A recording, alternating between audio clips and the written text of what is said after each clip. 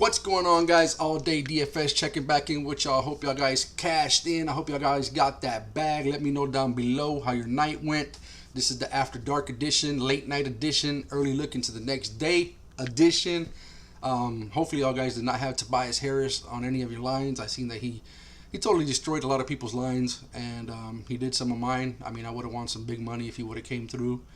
But he didn't go over in the first half, and then he got injured in the second half, so he didn't go over first half. He didn't go over full game. A total mess. It's just crazy how everything points to yes, and then he had 5 games in a row where he was over 18 in the first half. He was 4 out of 5 full game, and look what happened. I seen Paul George mess up a lot of people's lines. So overall, I mean, I did hit a couple winners just because I had some flex plays in there with Tobias in there, so he didn't hit, but I still was able to win because of the flex play. So guys, always, if you're not confident on some of your picks, just flex them. But on the good side, we did have Lonzo Ball went over, Steven Adams went over, Jamal Murray went over, and he went over on points. Emmanuel Quickly, if y'all guys went with my play for Emmanuel Quickly, I had him for over. I think he was projected at 11.5 points. The last time I checked, I think he had like 25 points. So he just smashed. So if y'all guys played the Emmanuel Quickly line, I know y'all guys probably cashed in on that. So yeah, guys. I mean, I just see a lot of people in the chat groups and everything that I'm in. This is just a little strategy that I'm trying to help out, trying to hit it from a different angle. These star players that are projected so high in the first half, or even in the game, full game overall. But I'm just talking first half here. They're projected to get 24, 25, 28, 29 in the first half. We're going to have to get smarter and start playing the under on some of these, because if you think about it, if one of these star players just has a bad shooting, he starts off bad in the shooting, starts off, gets in foul trouble. If their team has a decent lead and the coach decides to sit them for like half of the second quarter, a little bit of the first and half of the second, they get in and they're still have to score another 15 points to get there. They're not, for the most part, they might not get there. So we might have to start taking the under on some of these players that are projected so high. And like I've been saying, PrizePicks is actually, they're raising the projection. If the player's at 48, sometimes instead of putting him at 24 for the first half, they put him at like 25.5 or 26, because we had been beating them on the overs in the first half. We have, been making some good money off of that. And then, they got smart and they raised the first half projection. So guys, don't be scared to play the under. I've done it for the last couple of days, and I've hit on a lot of them. Don't be scared. I mean, yes, these guys are superstars, so they could tear it up at any time, go hot, get crazy. But a lot of times the under is the play. We just scared to hit the under because somebody's gonna go off, or they're that superstar and we don't think they can go under. But yes, they can. They could go under in the first half and then come in the second half and score 40 points in the second half. So anyways, that's just a little bit of strategy. But let's go ahead and get into the players that are on the board. We got 8 players on the board like always. It's early. First up, we got John Wall versus Toronto. So John Wall versus Toronto, it's not a good matchup. They're 8th ranked versus his position, so definitely not a good matchup. 12th ranked overall. Draft dashboard has him at 35.8, and they have him here at 38. So they definitely have him under. His last 5 versus Toronto, he's only played them once in the last 5. He had a 33, and his last 5 games overall, he's only hit 38 he hit a 38 and a 50. So he's only gone over 2 times in the last 5. Guys, for me, John Wall's an under, and you know what? I might not even take the under now. I might wait till tomorrow. Hopefully they bump him up to 40, and I'll take that under all day. It's looking really good on the under for John Wall. Next, we got Pascal Yakum.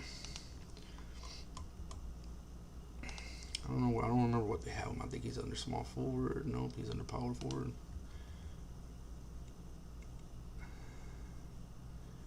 Okay, he's not leader. He's under center. I guess he's under small forward. Okay, he's way down here. Jeez, I didn't expect to see him so far down here, like below Daniel House. So okay, Pascal Siakam versus Houston. They're 20th ranked overall, 16th ranked versus his position, so it's not really a great matchup, but it's not a bad matchup either. It's kind of in the middle. He's been cold his last 3 games. They have him here at 38 as well. So his last 5 versus Houston, he's gone over 38 2 times. In his last 5 games overall, he had gone over 38. He's gone over 38 4 out of 5. He had a 10-point game last game. And you know what? I didn't play him. Usually, guys, if I don't play a player, I really don't keep track of what happened. So I don't know if he got injured there. I don't know what happened, but he only had 10 points. So if he is playing tomorrow, Draft Dashboard has him projected at 39.7. So they like him on the over. Now, Houston doesn't have any type of big man. Jared Allen just totally crushed him the other night. I like Yakum on the over there. Draft Dashboard has him at 39.7. I like him on the over. So if you guys like him, get him now, because I'm thinking tomorrow he'll probably be around 40. And they have him at 39.7. So you want to get him, before they move him up. So John Wall under, Pascal over. Next we got Darren Fox versus Detroit.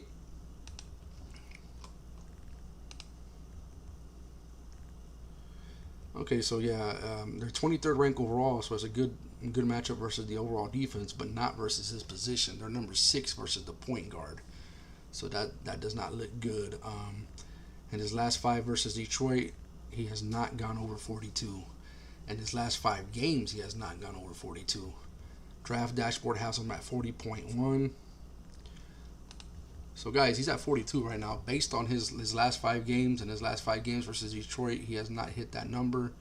I definitely would put him in on the under. I've seen some people play him tonight on the under, so it's a smart move to play him on the under. I don't know, did he go over tonight? I didn't even check.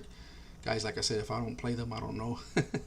But based on that information, I would hit the under on Fox. Next, we got Jeremy Grant. Jeremy Grant, I don't know if he's playing. He probably is questionable. I think he got injured last game, but let's check him out. Jeremy Grant versus the Kings.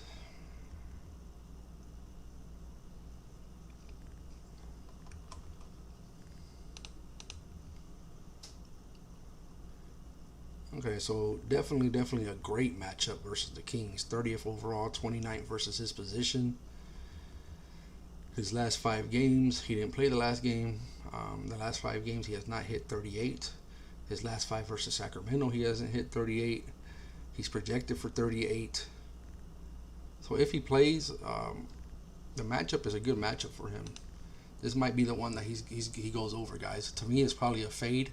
I might fade him. I've been going a lot on him on the under, and I've been hitting it because he's been going under a lot. But just like we go, these guys that get 5-6 straight games on the over, and then we pick them and they go under. That happens all the time.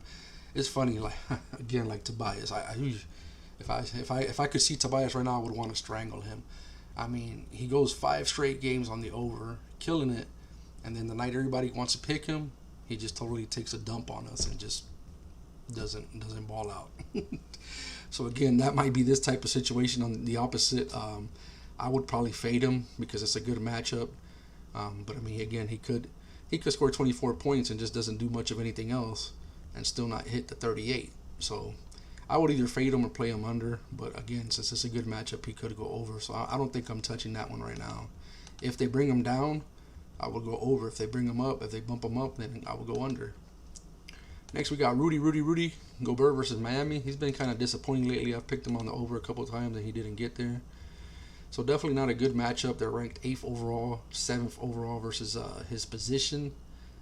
And in his last 5 versus Miami, he has a 37, a 46, a 56, a 38, and a 50. So he's gone over 3 times in his last 5 versus Miami. But in his last 5 games overall, he has only gone over 2 times, 39. Now they have him projected on 39.4. That for me, with the matchup, I think I would probably fade him. I probably wouldn't play him because, I mean, we know he can rack up blocks and rebounds and stuff like that. So I probably would fade him too. But it's a bad matchup. If I were to play him, I probably would play him on the under. It's a bad matchup, but they have him projected right at that number, so it's a push for me. Next, we got Jimmy Butler. Now, Jimmy at a 40, that seems really low. Usually they have him at 43, 44, at least a 42. So right now at 40, that seems really good. I don't know if the matchup's that good, though. I think it's not a great matchup for him. Let's see. Yeah, definitely not a good matchup. They're ranked first overall and first versus his position. His last 5 versus Utah, he has gone over that number 1 time only. Now his last 5 games, he's gone over it 4 out of his last 5. Draft Dashboard is really high on him. They got him at 46.1, so that's really, really good. The matchup is not good, but then Jimmy is Jimmy. He's gonna get you. He's a threat to get a triple double every single night. Of course, he's a threat to get steals. He's a baller. And Jimmy, for the last couple of weeks, I think he's only let me down like once. I picked him a lot for the over, and he's let me down once, maybe twice. But I do pick him. Usually, I pick him just about every night that he's playing. I do pick him, and he rarely lets me down. So at 40 is beautiful, guys. If y'all guys are looking at this and y'all got some money in a bankroll, this is what I do. What I do is depending how much money I have in my bankroll, but I'll usually, when there's these top 8 players on the board, I'll do a quick 4-pick power. I'll just throw $10 in there, and I'll do a 4-pick power, especially like with Jimmy that's at 40. And if you like Pascal, he's at 38. Go ahead and snatch him up. If you like the matchup for Jeremy Grant versus Sacramento, snatch him up now. And I've won in the last week. I've won twice doing that. Of course, it's a power play, so I mean, if you just one guy doesn't hit, you lose. But in this last week, I've won twice, just picking a little quick $10 power play, and I won $100 2 times. So you might want to do something like that. Next, we got Devon Booker versus Chicago. All right, so Devon Booker, he's on the matchup, they're 14th overall, 10th versus his position, so it's not really a good matchup. And he's projected at 33.5. Wow, that seems so low. Let's see, his last 5 versus Chicago, he's gone over 1, 2, 3 times out of the last 5. And his last 5 games overall, he's only gone over once. So maybe that's why he's that low. He's only hit 38 once. I don't know. I think he's going to be a fade for me. Maybe if I were playing him, maybe if tomorrow they bump him up to 40, I would go on the under. Because Draft Dashboard only has him at 33. That's like a 5-point difference. So that's a lot. So it's either a push for me or maybe I'll go on the under. Last but not least, we got Zach LaVine. Zach LaVine came down to earth a little bit lately. And Zach LaVine does not have a good matchup at all. 3rd rank overall, 2nd rank versus his position. He's only played them 2 out of the last 5. He had a 31 and a 33. He's projected at 42. In his last 5 games, he's gone over 42 3 times. So he had a couple two games back to back where he hasn't really done well. He had a 33 and a 34. Now Draft Dashboard likes him. They have him at 43.7, so that'll get him over by 1.7. I mean, the only thing we could kind of hope for here, I mean, the matchup is bad, pretty much for him and Booker. Maybe they'll have some kind of shootout. They'll have a shootout, and the projected points is 228 for the both teams, so it's not that bad. It almost hits 230. You kind of want to go with 230. So I don't know. I mean, right now they're both probably 42 seems kind of high versus Phoenix. Phoenix is a really good defense. I might go on the under on Zach LaVine. I might go under. He might get he might get between 33 and 38 or something like that. But you might have to play the under on both of these guys. It's not looking too good. So guys, that's it. That's all I have for tonight. Again, guys, down below we got the Discord link. Come and join my Discord community. Like I said, it's growing every day. We're in there sharing strategy, sharing picks. We hype each other up. We try to support. It's not always going to be a good night, but we're in there, and that's what we're there for, to help each other out. So if you're looking to join a community that's all about PrizePicks, that's all about sharing picks and strategy, come on down, hit the link and come and join us. Also, if you like this tool that I'm using, Draft Dashboard, it's a very awesome tool. It has all the information that you need there, all the information, matchups, projections, last couple games, how much they've scored, the minutes, the usage, everything's there that you need right at your fingertips anytime you need it. So it's really good. It's a really good tool. If y'all like that, I have a link down below for that as well. So yeah, don't forget to like, share, subscribe. I'm hoping to get 100 subscribers by the end of March. I think we're like at 33 right now. So like, share, and subscribe. Share with a friend. And again, I hope y'all guys had a great night. I hope y'all guys cashed in, made that bag. And I'll see y'all guys tomorrow with my top 5 picks. Y'all have a good night.